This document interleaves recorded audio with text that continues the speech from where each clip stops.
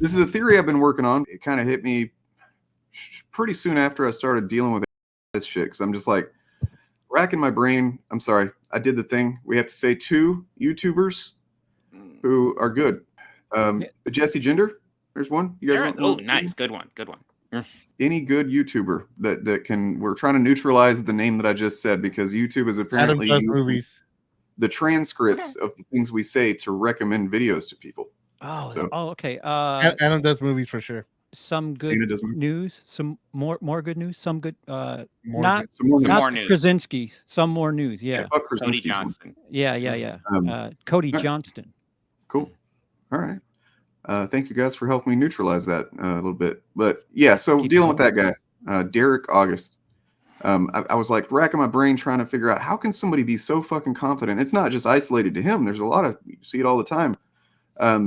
Like people that are so confident about and they're very seemingly passionate about comic books, and yet they know very little. You know, it's like this Dunning-Kruger effect within comics specifically, and it probably applies outside of comics for these guys too. But so I started working, we're working through it, trying to understand, and then it kind of hit me, and this isn't a fully fledged theory yet. Whenever I have it, definitely more sound, I'll do like a video specifically about it. But I want to workshop it a little bit, and I've talked about it here and there, but I added another thing to it. So calling it for now, the collectors, readers, and retcon fans theory. So like, why do people who consider themselves fans seem to know so little about comics lore in the industry? They focus almost exclusively on art and sales. When they do discuss lore and characters or writing, often they're obviously just repeating superficial talking points popularized by others like YouTubers trying to sell their own comics. Yet they clearly have some passion for it, even if it makes no sense to other fans.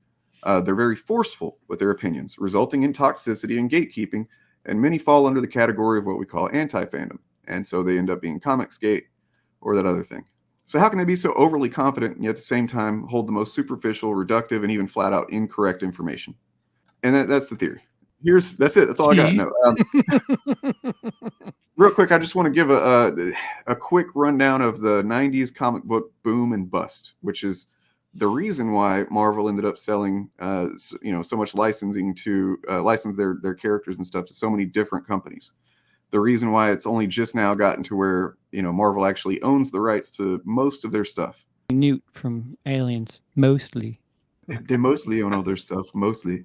So the roots of it's called the Speculator Boom. And the roots of the Speculator Boom reached as far back as the Golden Age during the genesis of the comic book industry. So like during World War II, when comic books really became a big thing, rationing was in full effect, including the very paper that comic books were printed on. So this added to the rarity of the first appearances of future icons like Superman, Batman, Captain America, Wonder Woman. And the fact that the comics of the Golden Age were seen as little more than marketing novelty contributed to the notion of these being disposable, right? So like very rarely did somebody actually go, hey, I'm going to take good care of this and store it away in good shape. No, they would like roll them up and put them in their pocket and shit, tear pages off of them or whatever. So then, fast forward to the 80s and 90s, and Wizard magazine became a thing and that was literally a price guide. There were other price guides before it, but Wizard was much more like pop culture focused. They had lots of articles and stuff in there as well. I used to get Wizard, but just for the articles, right, Bob? Just the articles. Yeah. So this created what was called the speculator effect, right? Where like people would go, well, wait a second. If this Superman comic, the first appearance of Superman, is worth fucking hundreds of thousands, million, I don't know how much it's worth now, but it's a lot. They're thinking, well, and they're thinking in terms of baseball cards, which were also going through a surge in popularity in the late 80s, early 90s. And so they're thinking, well, if we get, these first appearance or special comics that come out and we store them and we put them away, then I can put my kid through college or whatever.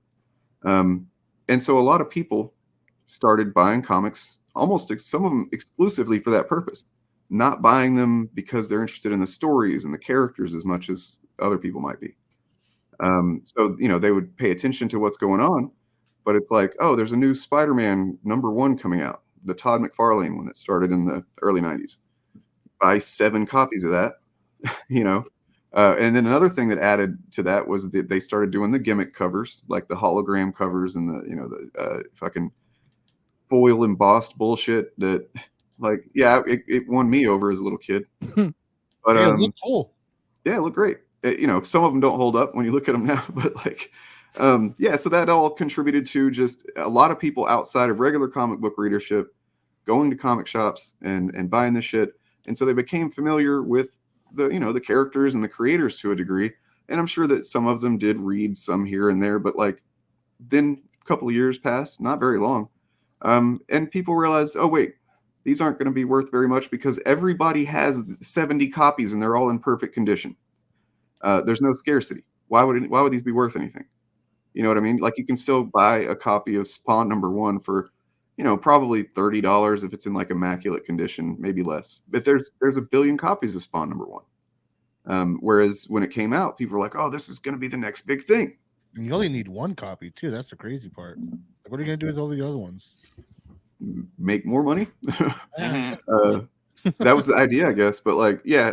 So you had the boom where like during the early 90s, you had like X-Men comics, especially, but Spider-Man, everything really was selling fucking amazing, like hundreds of thousands of copies every month. And X-Men #1 still, I believe, is the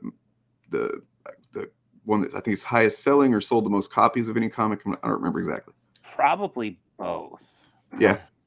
Well, that's because they released like 7 different covers that were like, and then the one that was like the gatefold that included all of them. So, the industry was in on it. There's no one thing to blame at this point, right? Like there was the speculators that were kind of idiots. They didn't know what they were doing. They thought they did. There was the industry that was feeding into that shit by giving them 70 different covers variants to buy.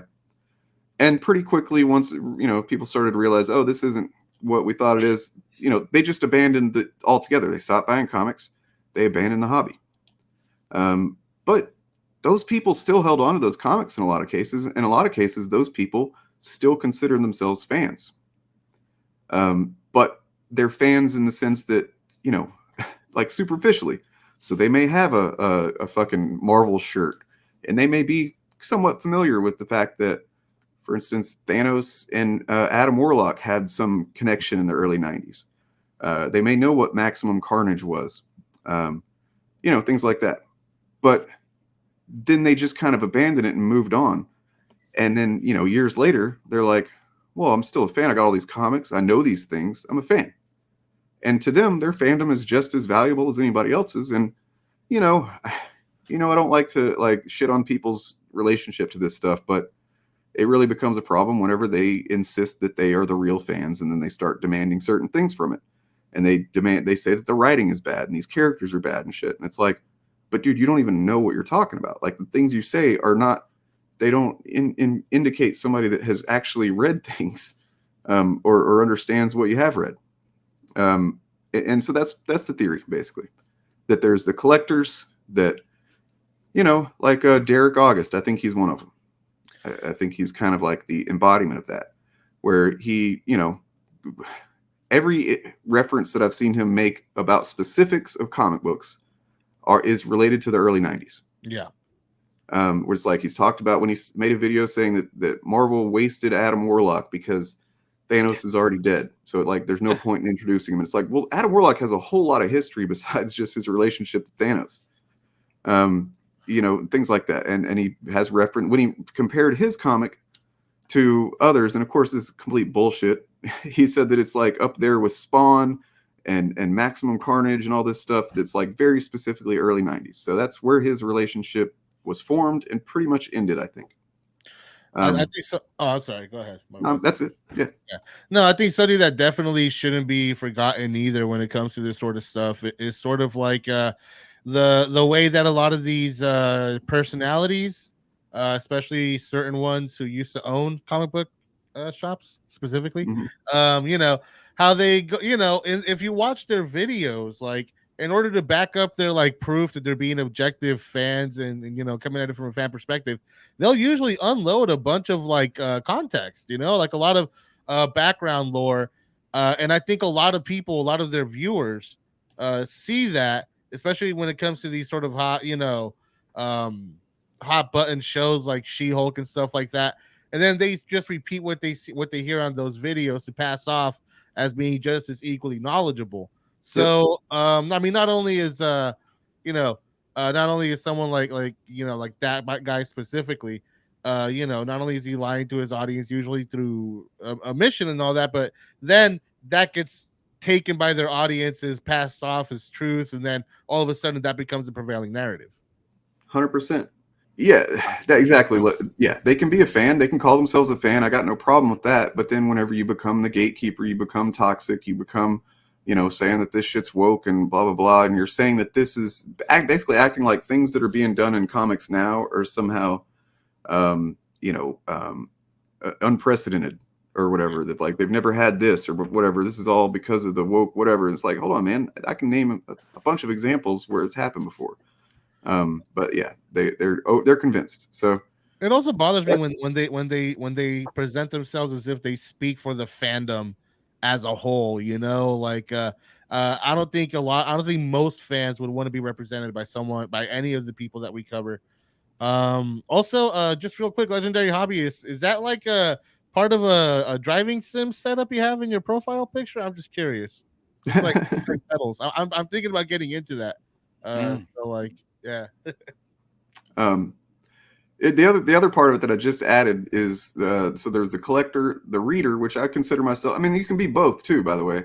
There's plenty of people that are that's I got into it because, well, it seemed cool, and then I read stuff and I liked it, and then I also was like, I want to collect stuff and hold on to it, and I do have some comics that are still in good shape, but I also accepted when it happened that like, oh, it's not going to be worth anything. I didn't give up on it because I wasn't going to be able to profit from it, But then there's the retcon fans, and that's the new wrinkle that I've added to it. And these are just people that are like, probably really didn't give much of a shit before, and now because it's popular, they're just like, oh yeah, I'm a fan, and they're retconning themselves into being hardcore fans. Yeah.